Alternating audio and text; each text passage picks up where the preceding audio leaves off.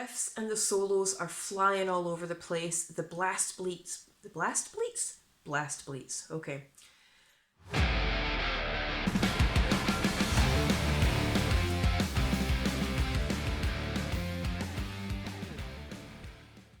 Hello, how you doing? Welcome back to my channel. I am back with another New Metal Monday where I talk about my favourite new releases of the week, and I promise I do have other content coming.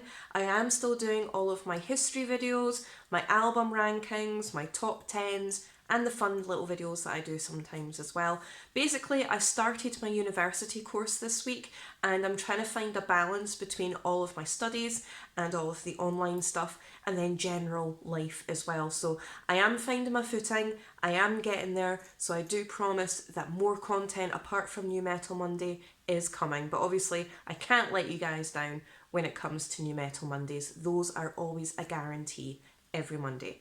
Today I've got 5 brand new albums that I want to talk about and I'm just going to jump straight in. Okay, so the very first album that I have on today's list is Carnifex with Necromanteum, and it's the 9th studio album from the death metal deathcore band from the US. Now the theme that surrounds this particular album is the supernatural and ethereal subjects, and it's based on the Necromanteum, which is basically a small room or an enclosed space which is very, very dimly lit with either a big mirror or different mirrors that are pointed in such a way that they don't reflect anything apart from darkness, and supposedly people use these to communicate with the dead.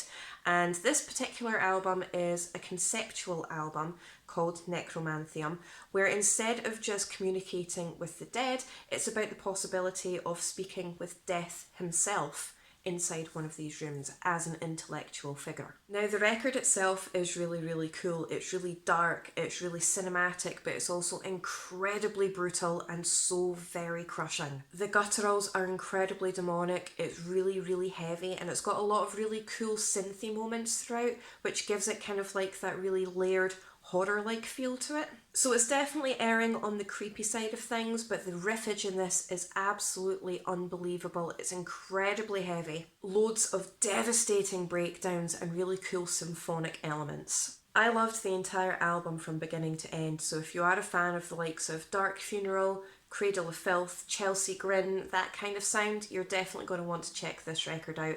Like I said, I really loved the record from beginning to end, so I'm not just going to list off the entire track listing here, but definitely get on this. I absolutely loved this record, and the artwork, it really pops with the greens and the purples. I really, really loved this.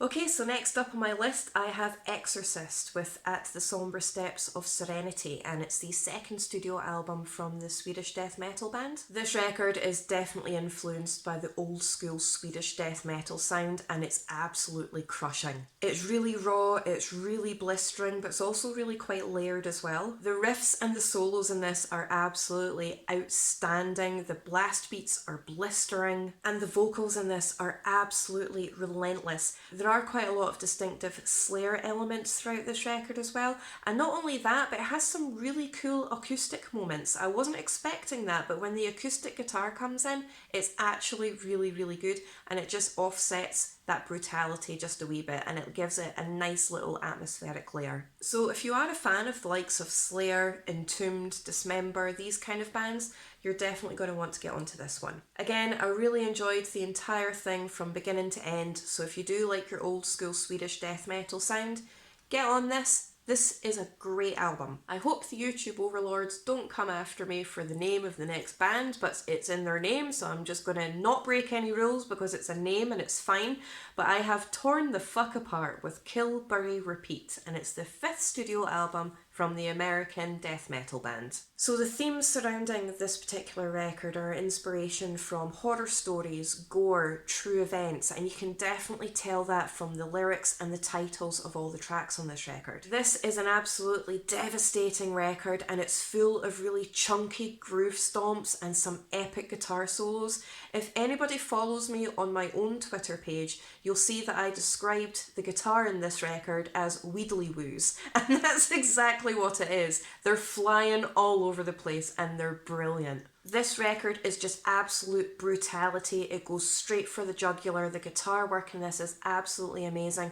The vocals are incredibly brutal, and they've covered Cannibal Corpse's Unleashing the Bloodthirsty, and it's an absolutely amazing cover of that track. It's an amazing track as it is, but they've done a really good job of covering that. So if you are a fan of the likes of Obituary, Cannibal Corpse, Deicide, you're definitely going to want to get onto this. This, despite the brutality and despite the lyric content, this was a really fun record to listen to, and I really enjoyed listening to it from beginning to end. Okay, so next up on my list I have Moonscar with Withered Sacred Soils, and this is the second album from the Greek symphonic black metal band. Now, I say band, but it's actually a one-woman symphonic black metal project, and Maria Brink, I don't know how to pronounce that. My Greek is non-existent, so I apologise, but her stage name is Absence, and she handles all of the vocals and all of the instrumentation, and all I can say about this record is it is absolutely stunning,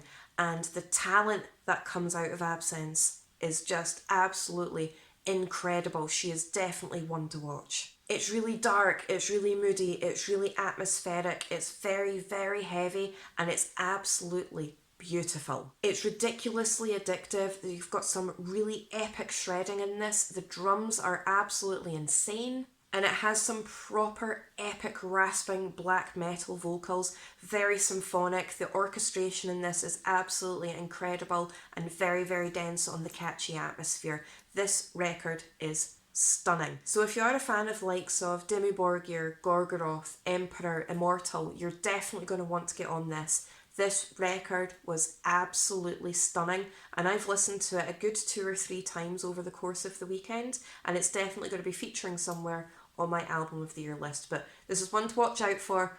Definitely get on this, especially like this channel.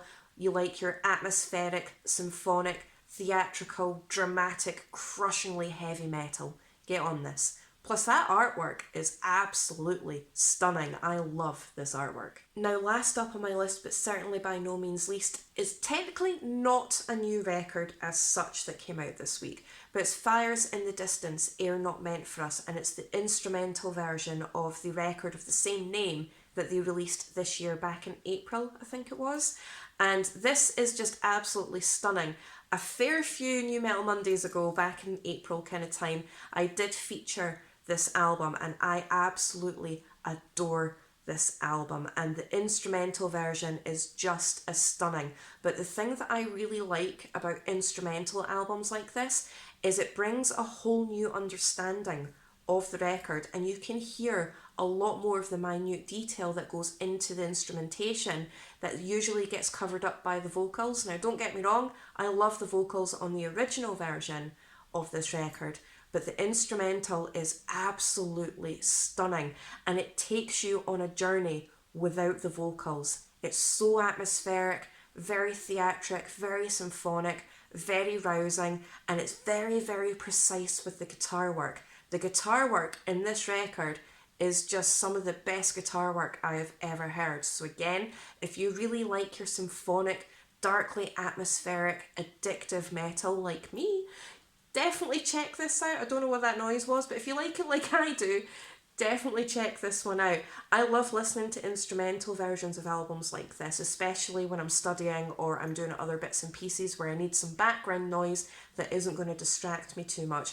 But this is stunning. So if you want to check the instrumental version out, I highly suggest that you do so. I love this. Okay, I kind of rambled off on a wee tangent at the end of that video there, but that's it for this week's New Metal Monday. If you can let me know in the comment section below what you think of the records that I've suggested for this week, and again, if I've missed anything or if you have any of your own recommendations, please pop them in the comment section and I'll definitely get them added to my ever-growing list that's growing bigger by the day.